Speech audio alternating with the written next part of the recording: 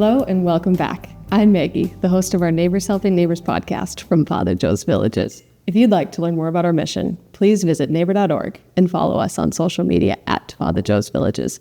Today, we're discussing our efforts to solve homelessness, aptly titled Hope Starts Here. We'll also be discussing our collaboration with the Regional Task Force on Homelessness and how we're working together to create positive change in our community.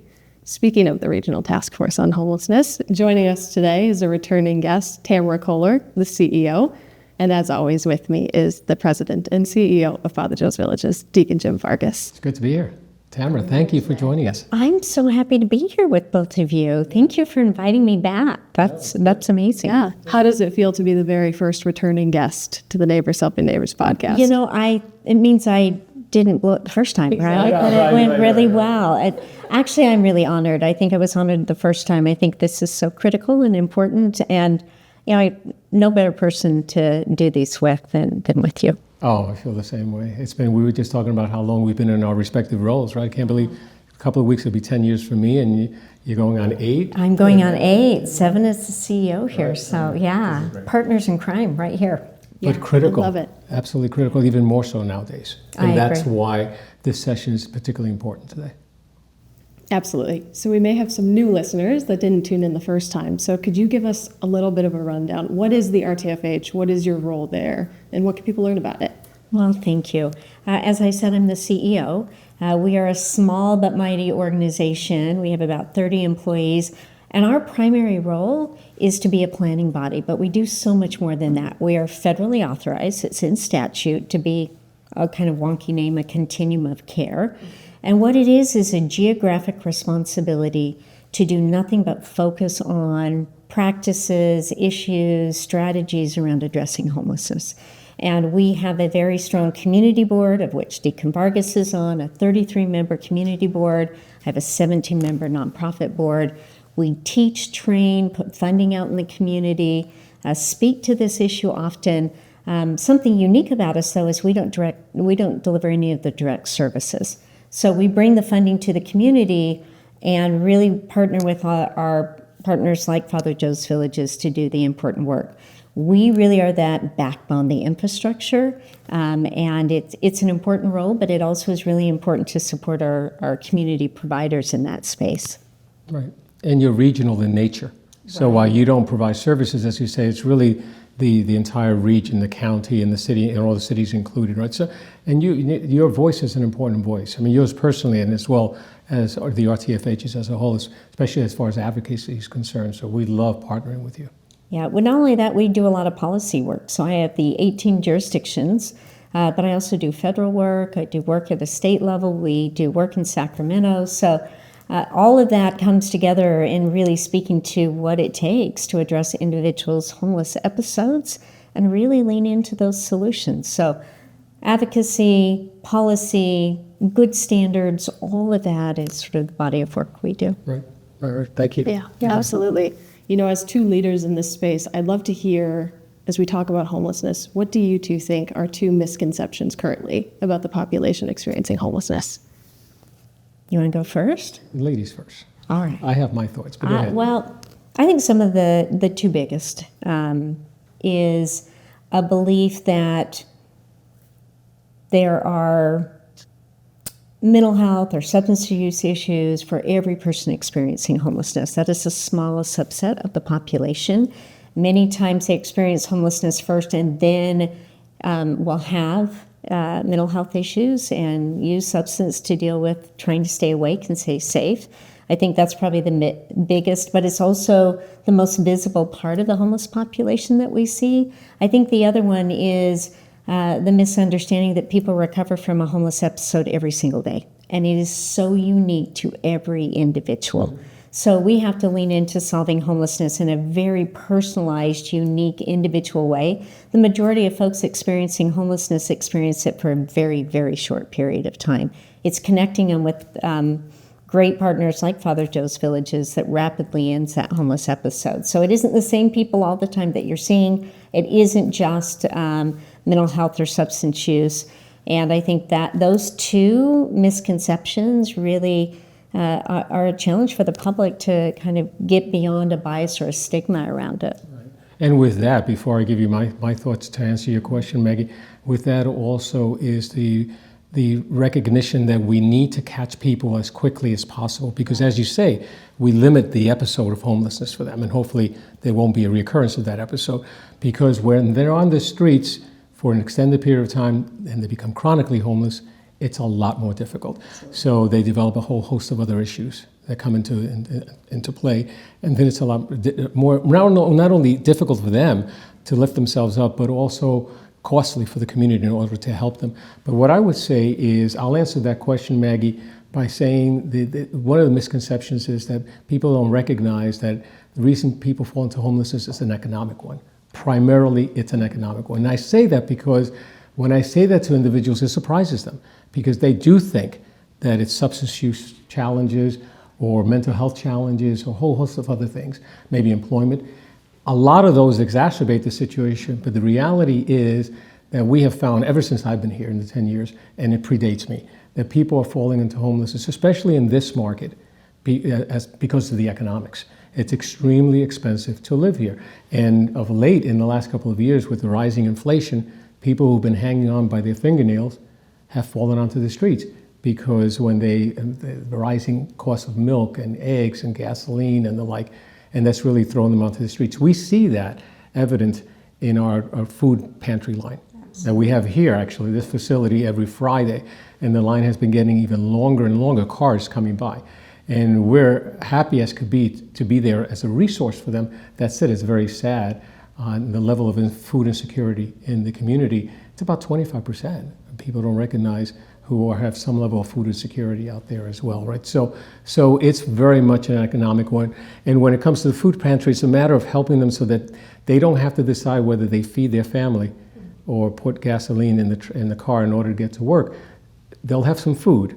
They need to put that gasoline in the car, because if they don't get to work, they're going to lose that job, and then it's even worse for them, right? So, things that sometimes some of us take for granted, that others, it's not a given. Well, I also think it's interesting when people compare San Diego to other communities and say, San Diego's doing so much worse because your numbers are higher. But if you look at that community and look at their affordability of housing, that has everything to do with the numbers that they're seeing experiencing homelessness. Because if for every cost of increased, not only rent, but utilities, we're going to see more people priced out of it.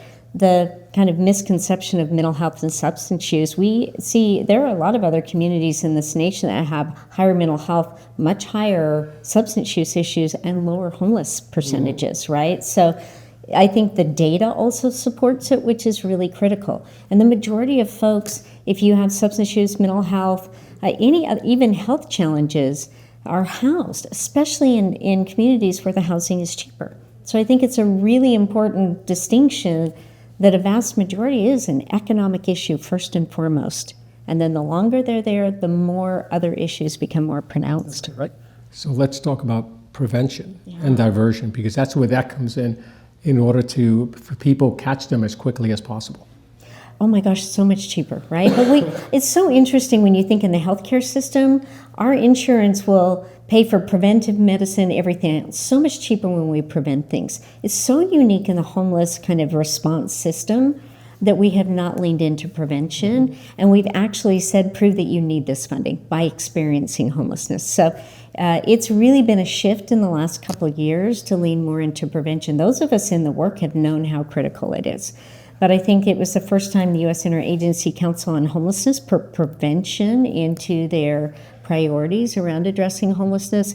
It's cheaper. It's a lot easier to pay someone's back utilities and back rent than to shelter them, connect them, and then pay 2 months' worth of rent and the deposit for utilities just on a basic level. Right. So much cheaper to prevent it, and it's so much less traumatic. Less of a chance to lose their job, less of a chance that they're not going to be connected to their community. Prevention needs to be a space that we are comfortable leaning into. And I think the other piece is for people to ask for help when they need it and get the help that they need. Because the stigma and the bias keeps so many of our folks from asking for the help, which prevention is really a financial space. Right, it is a financial space. We need the adequate amount of financial resources allocated. in that space. Because, like you say, we've known this forever, but it's only of late that really is being formalized. And we found just here in San Diego County that for the senior population, that $500 extra a month keeps people who are seniors in their homes instead of falling onto the streets. $500 a month, right? Now, there are a lot of seniors, though, who are at housing insecure. And so in aggregate, it could be quite a large sum of money. But that said, it's a lot more costly to have to deal with the ramifications of the person falling onto the streets, right? Well, and I think you mentioned diversion as well. It's far cheaper, less traumatic. I think it is just more humane if someone is at that cusp of losing their housing, and we know we don't have adequate numbers of shelter beds for folks, and it's cheaper for us. We're better financial stewards when we're paying for the cheaper intervention too. And I think we forget to mention that because we're always under the gun of like, what are you doing with this funding? We would be even better financial stewards.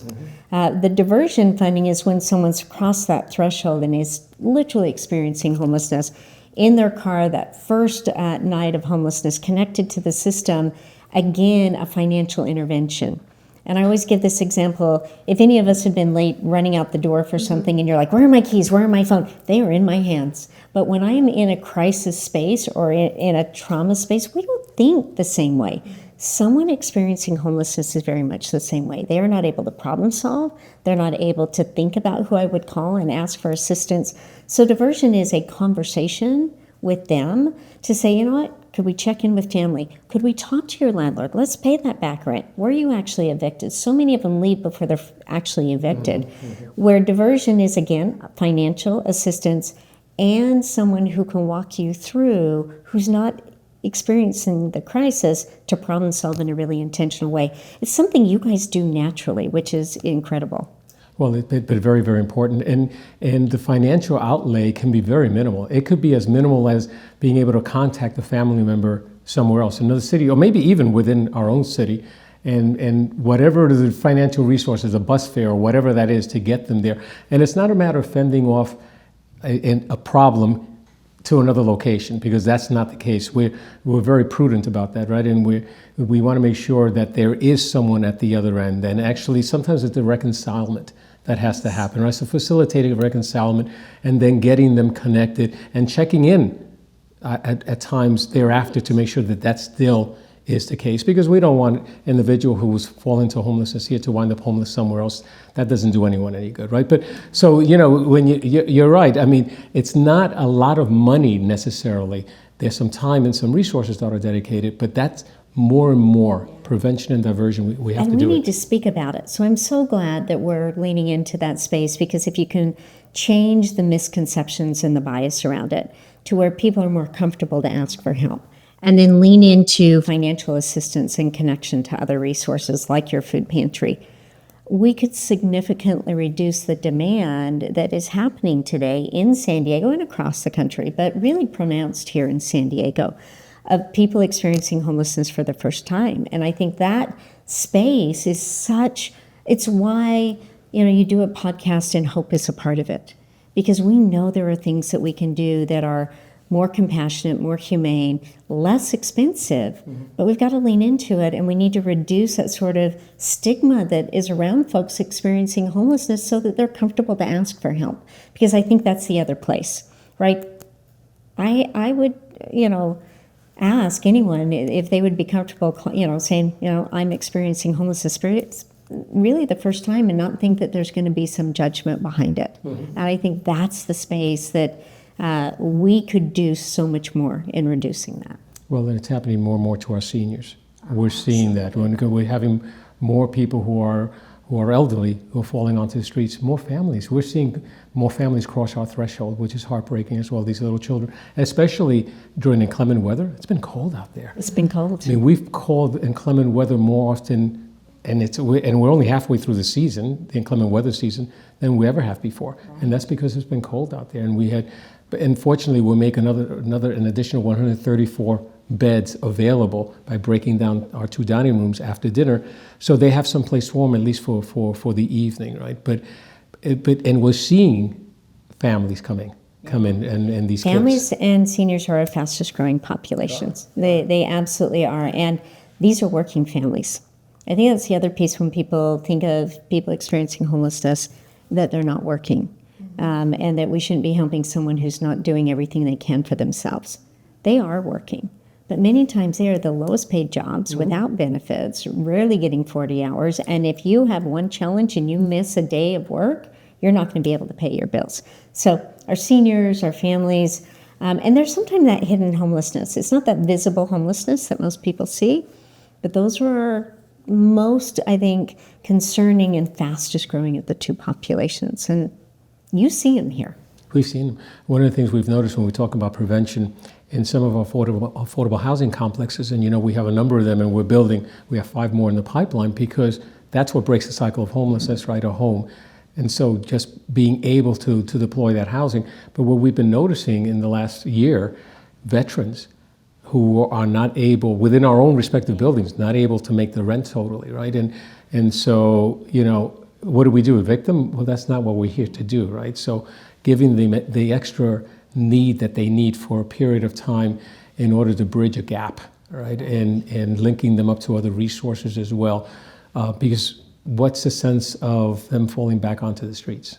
Well, and you make a really interesting point. I think another one of those maybe myth busters of this work is that folks that are served in the homeless system are then housed with a voucher and it's free housing, right? It's not. It really is that they have to pay a portion of that rent. They have to be good tenants, right? There is no free housing for any of us.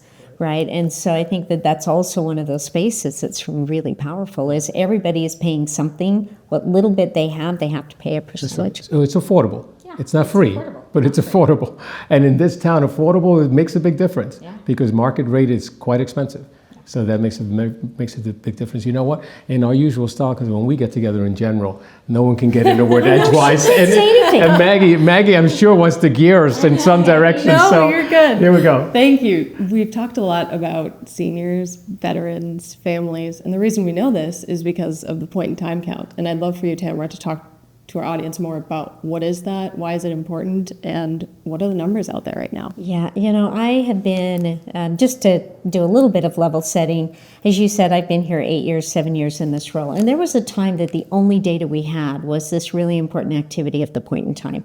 So I'm going to tell you what it is, and I'm going to tell you how much better we are now in data for understanding. But the point in time is a census of people experiencing homelessness. And I'm so honored to be here today. I'm not going to get hardly any sleep tonight because we are going to do it tomorrow morning at 4 a.m.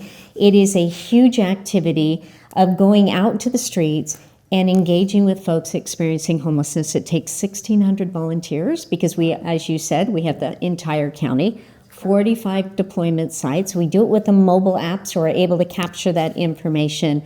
And we're able to engage with folks experiencing homelessness at 4 a.m. before they are up and cleaning up all their stuff and moving around. So it's sort of like it's a freeze frame. It is a snapshot of what we're seeing, and we can engage with folks experiencing homelessness, that unsheltered, in vehicles, in tents, and we're talking to them, engaging with them. It's one of the most powerful tools for people who want to understand homelessness is to participate in it. So this will come out after we've done the point in time count, but if you have not and you want to understand homelessness, team up with us and other organizations to be able to go out and have these conversations. It is also very informative but heartbreaking because every single person has a different story. And we collect demographics, we collect length of time, we collect that question that people always ask, that are they from San Diego? We ask that on the morning of the point in time. And what typically have we found, by the way? About 85% from San Diego. Because if you experience homelessness, you would stay close to where where a bathroom is, a shower, services. We experience homelessness where we last had a house. And that rules out every year in the years that I've done it. Really important, but it also allows us to collect information from folks that may not be connected to services and connect them on the morning at the count as well. Really powerful. Last year, the oldest person that we found was an 85-year-old female down in San Ysidro in an encampment. And I'm just going to say, My mom's getting up there in age. She's not 85 yet. I can't imagine trying to navigate at 85. In an encampment. In an encampment, experiencing homelessness, right? And So so there's shouldn't be. It shouldn't powerful data that comes from that, but also somewhat shameful that we have someone who's 85, a female, someone's family member, that we don't have adequate shelter and we don't have adequate solutions for her. be. That's a travesty. If you think about it, what does it say about our community and we as a society? And yet, I also, because she was down in sort of the Otay Mesa area, don't know that she was actually connected to services until we engaged with her in the point-in-time count. So the power of it, but also the profound kind of knowledge that we get. That's why the point-in-time count's important. It's required. It's federally required. But I also believe you don't have to just do what's required. You can do what's required with intent and purpose to create a better space and to really better inform us, which is why we humanize it and we share this lady's experience. Right. I'm going to ask a couple of questions, and I know the answer to these questions, but I want to share with our audience. I want you to share with the audience. Why is it important to do this count? Twofold. For what do you use it as an example? It's required for our federal funding, and federal funding right now is sort of an interesting conversation if people are going to connect this with the news. It's required. Most of our funding and the policies on a federal level come from Housing and Urban Development, so HUD, and their primary statutory tool is censuses. That's why we do a census count. It's why we do one with the homeless population and why it's required. But it also gives us good trend data. It's where we learned that seniors were really increasing, where we learned that we were seeing more families. And now for the state of California, they also use it for funding formulas as well. So it's required for our federal funds. It's now a part of our state funding, but it also gives us good trend data. It gives us that engagement, and there's a power to that. And as I said, if it's required, how about let's do it in a very person-centered, focused, and intentional way, rather than what historically we did before, which is we didn't cross the street and talk to people. We would just count them visually and never have a conversation.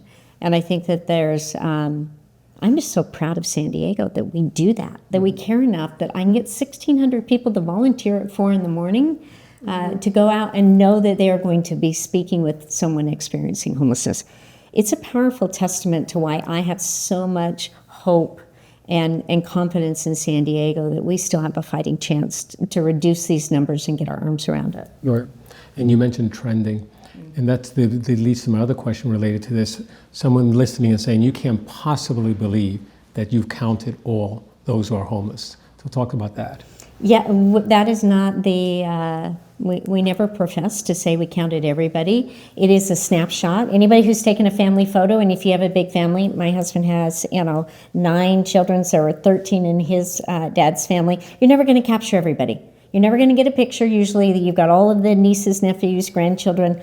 It is a snapshot, and we do our very best to get everyone. But it's also why we're very intentional in our language. We know at a minimum, this is how many people are out there. At a minimum. It could be far more than that, but at a minimum, and the numbers are always staggering. So at a minimum, we had over 10,000 people last year. Do we capture everybody? No, but do we capture the large majority of them? Absolutely. And because you do have opportunities throughout the year to capture data, we know that the number far exceeds 10,000, those who touch the homeless service system in one fashion or another throughout the year. Yeah. And I think that's also why when we used to use just the point-in-time count, people thought, you know what, why are we putting so much funding into it like it's the same 10,000 people? It's not. That was on one given night. That's like a hotel only serving the same people in those beds all the time. That's not how this works when we have short stints of homelessness. The system itself over a year will serve over 30,000 people. 30,000 people, so 3 times the number that we see. And those are the ones that are connecting to the system. So at a minimum, we've got over 30,000 people who are touching the system. At our highest, it was closer to the 40. So we'll see what it is this year, right? We had about, I think, 38,000 last year. So a lot of people. We'll see. You talked a lot about trends in this conversation, and I want to know, we can't predict the future, but we do our best to anticipate the needs, right, of this population. What is your vision from both of you for the next 5 to 10 years in addressing homelessness in San Diego? And she turns to me. Right? So I'll take a crack at that first, right? And it's a few things. I mean, we know, and Tamara, of course, you know that we're opening up a detox center, right? Extremely critical. I mean, what we like to do at Father Joe's Villages is always assess the market in a sense, my business side, right? The market, and then be responsive to the market. In order to be you talked about efficient use of dollars. In order to efficiently use the dollars and be most effective in people's lives. I mean, so for instance, we've seen for years, it isn't anything new, people cycling in and out of our shelter beds, not just ours, but in general, the shelter system, and we're not getting to their fundamental problem. Foundational problem has been substance use challenges, right? And we've seen that, behavioral health challenges. So that's why we made a commitment at the beginning of last year that we would repurpose one of our programs where we would have 44 detox beds, inpatient, intensive 14-day detoxification, and then 248, which would be sober living and recovery beds as well. And I always say with God's help and to His glory, on April 1st, that opens, right? And we've been working very hard in order to get to that point. And that's been all philanthropic.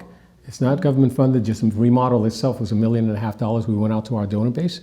And we have donors, I mean, blessed in many ways. I have a great team. I also have a great bunch of benefactors. We do have a great team. I'm just going to throw it in there. But you do too, though. You do too. I know. Your team we have agreed not to steal from each other. But Yes. But you do. But honestly, but how can you do the work without the team? We have 500 team members. They're passionate about what they do.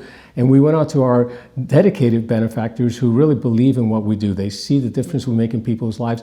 And they stepped up. We gathered $1.5 million for the remodel, right? And for the going forward, it's going to be philanthropically funded as well. But this is going to be a change maker in this town, not only for those we serve, but for the community as a whole. I always say that in the work we do, it makes the community as a whole healthier, right? And so we're as excited as could be about this. And this is just one that's right on the horizon. We can't tell you're excited. No. Right? You're so excited. I am excited. How can you not? How can you not be, right? But that's just on the horizon. But then we've been talking more and more seniors, where we're seeing, also you've seen it, Tamara, we're encountering through our outreach efforts, we're encountering seniors who really need a level of hospice care. Yeah. Well, how are we going to, address that, right? So that's churning in our minds as well, is how can we maybe step into that space and maybe, again, a matter of repurposing and we're always full, right? But how can we best meet the need at any point in time? Because the needs now are different than when I arrived 10 years ago, as an example. Different. Very different, right? So again, being responsive to what we see out there, again, as far as the seniors are concerned, or as far as these families are concerned. There was, as Tamara, as you know, years ago, funding sources shifted, and transitional housing went out of vogue as an example, as far as public funding, government funding was concerned. But we saw a need for that, and we've continued that transitional housing for families, and it's been a godsend for them, right? So, the fact that building on that, we're working and redeveloping some of our current locations, right? And also we could further maximize the impact we can have in the community. That's another, we're looking, there's a lot that's going on. I think you exemplify here at your organization and your entire team something that people misunderstand about this work.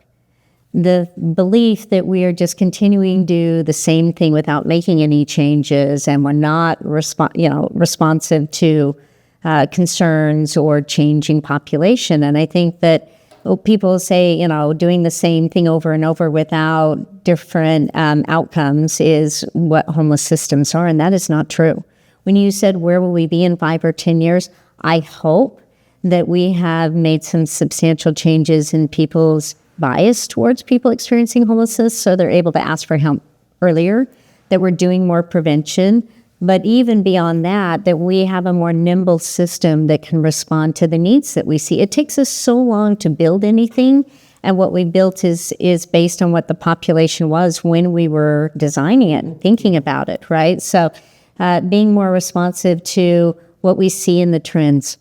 I would never have guessed that we would be seeing seniors 55 or older at the levels that we are, with the healthcare needs that they have, with the loss of income, being literally priced out of homes and rental markets. So it means that while we plan and project for 5 years or 10 years, we also have to be really nimble and being able to meet the immediate and emerging needs and organize our funding around that. And it's why when people say, why do you need philanthropic donors, others? It's because government money pivots slow.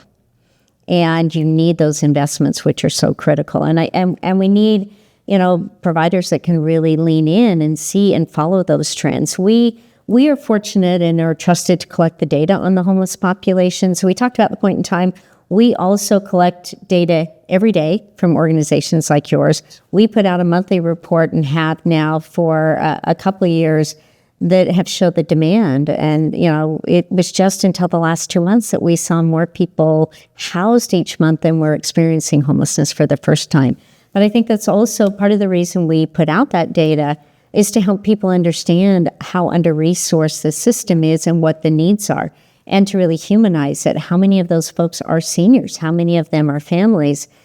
Because we have got to have a response system that can handle and be funded to meet the needs. So when we're talking about where we'll be in 5 to 10 years, we need to be soon at a place where the system of care matches the demand and need. And that's why prevention is so important. If I can keep someone in a unit that's affordable, keep them there while we strive to get more. But it's, you plan for long term, but you also need to be responsive to the trends that we're seeing. And the work that we've done around addressing senior homelessness and those shallow subsidies were not the federal government leading in that space or the state. It was actually our community that said, here's the research that we've done.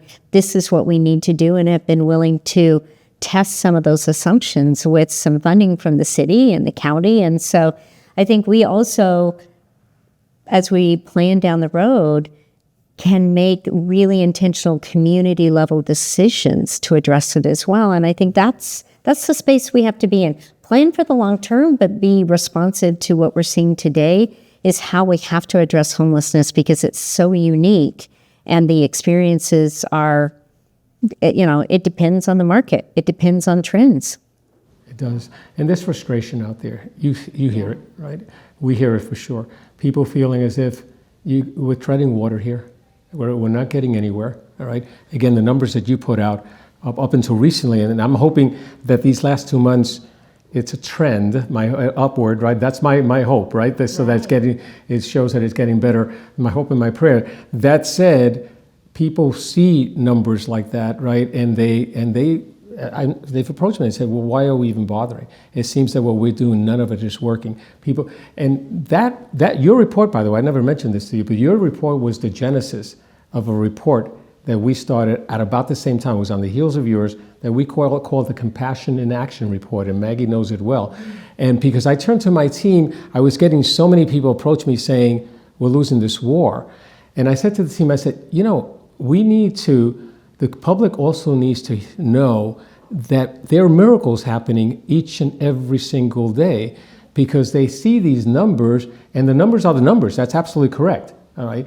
But that said, there are miracles that are happening every single day. And so we have a report that we call the Compassion Action Report. We put it out monthly as well, and it shows what we've been doing in this space. And we're just one provider, other providers as well, but what we've been doing in this space and the successes that we're having, the people who are moving into permanent housing, people who are having their health care with us, and so forth, so that it doesn't negate the fact that people out there falling into homelessness, but it's, guys, recognize also, this is the public, recognize that if not for all these other efforts of Father Joe's Villages, of so many other organizations, the situation would be so much more grave. It would. I can't imagine, right? When we have, 1,300 people experiencing homelessness for the first time in a month. If we didn't house the 1,100 that we housed during that time, who would have been there to meet their needs, their basic needs, and provide the services? It is so important to recognize that we have a very large problem here in San Diego, but we also have a very large network of providers who are doing incredible work. There are a lot of communities that would be literally done with addressing homelessness if they were housing the numbers that we do here in San Diego. 900 people is nothing to be ashamed of. And I think that we need to be comfortable talking about what's working, also recognizing the demand is there. And we want to address that. And we want to be able to do better by everybody, every home. We don't want people on sidewalks any more than anyone else does. And so I think it's really leaning into that space, but we also have to be really comfortable to lift up what's working. And this system works. That's 900 people who are not sleeping in a shelter, a car, in on a sidewalk. Right. And that's profound. And it is also something that we should be comfortable sharing. I don't know any other business where you couldn't say, hey, here are the challenges and what we're working on, but here are the successes as well. And our industry hasn't done a really good job of lifting up the successes. So I'm always really proud of the stuff that you guys put out, because you are saying that. Successes are happening, and you're not highlighting one success. You're highlighting the success of all of the things that you do. It's just across important. The continuum. Yeah. Because it has to be on the health side, right? It has to be with our therapeutic child care center, it has to be with the children, it has to be with the housing at the end of it all. Employment is so ever important, right? So that we know with our vocational training, we impart marketable skills, and then we're able to help people secure employment, and then income comes with that, and self-sufficiency. So it's all the full spectrum. Yeah. I'm so glad you mentioned successes, Tamara, because I want to make sure we end on a light note. What would you say to our audience that feels like they've lost hope or they don't want to hear about it? Why do you still have hope? Why do you do this work? I do this work because it is sort of in my DNA to lift up a voice of people who are very voiceless. I think that's an important piece. And for many of us in this work, you feel called to it in a lot of ways. But I actually have a business background, a banking background. I started out in mortgage lending. So homes and having people in homes is like my core bedrock work. The reason I am so grateful to do this work in San Diego and hopeful is because, and it's also why we did this inflow and outflow, there is so much good happening here. There is such success in folks that are able to get housed and maintain their housing. It is also an economic issue. So being able to get to a place where if we can't get more housing that's affordable, then what is the gap that we need to cover in a financial way? I also have great love and appreciation for San Diegans in general. We're proud of our community. We want to be, America's finest city and a county that cares for folks. And that space and place where we all lean into it is also in San Diego's DNA. And so I also know that the solutions to homelessness is actually pretty simple. It's having a home. All the other things, the employment, the affordability, the healthcare, the reducing trauma, is better addressed when someone has a home. And so that space, it's why it is a solvable problem. I'm very honored to work on a solvable problem and believe in it. And I think the challenge that we know is that although it seems like insurmountable, it's actually not. When you can do it at 1,000 people every month, it's doable. If we can reduce the numbers, and I think lean into the prevention and reduce the stigma, gosh, we have a fighting chance, because those folks that are coming into homelessness, 1,300 people who lost their housing, were housed the month before. Can you imagine if we could keep them there and just turn off the tap? We really do have a fighting chance. And I also know that we only have that opportunity because of providers. We have some of the best in the nation here in San Diego. I agree. And so, again, to answer your question, I would answer, as far as hope is concerned, I would answer by mentioning Lister and mentioning David and mentioning Michelle and mentioning Amber. These are all individuals, and I'm so very, and I can go on, the list can go on. I'm so very proud of these individuals because we've provided the resources, but they've provided the effort, and they've been able to lift themselves up from their situations. And so many have been so dire. I mean, Amber, and I've mentioned Amber before. I'm so proud of Amber. Amber is someone who is, she overdosed. And she was on drugs for a long period of time. Her husband had died of cancer. That threw her into a spiral. She had 2 small little girls. She lost her girls to Child Protective Services because of her situation. She overdosed right next to her aunt. And when she came through, because she was brought back through Narcan, her aunt wasn't as lucky, and it passed, right? I mean, she finally got it within herself she came to Father Joe's Villages. She got the support that she needed across the board, and including going through our property management class.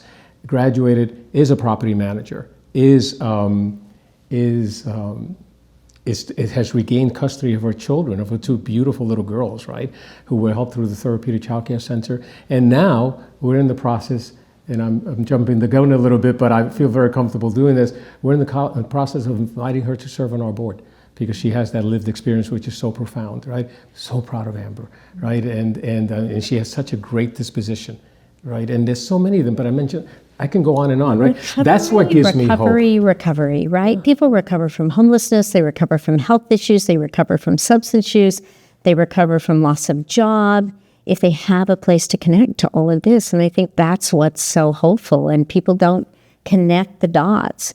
That, Amber is a perfect example of recovery requires someone to lean into their own recovery. And the 900 folks that were housed this last month, active participants in ending their own homelessness. And I think that is, we forget to mention it, that they also have to be a part of it and are fighting incredibly hard to recover from a loss of housing and so many other traumatic things. And they inspire us every day. They inspire us. And they humble us. Yeah. Their resilience is humbling. It really is. Yeah. Yeah. Well, thank you both for your passion and drive to make meaningful change. We need your voices, so we appreciate you being here today. And thank you all for joining the conversation. For 75 years, Father Joe's Villages has been a beacon of hope. We are not only a movement, but a catalyst for change. If you want to dive deeper into our mission, please visit us at neighbor.org. We'll see you next time. How will you get involved? Join us and take action for our neighbors in need. Father Joe's Villages is rebuilding lives, and you can make a difference. Whether it's through cash donations, donating your time, contributing home goods or clothing, shopping in our thrift stores or online, or participating in planned giving, there are numerous ways to get involved. Take action today at neighbor.org, because together we are all neighbors helping neighbors.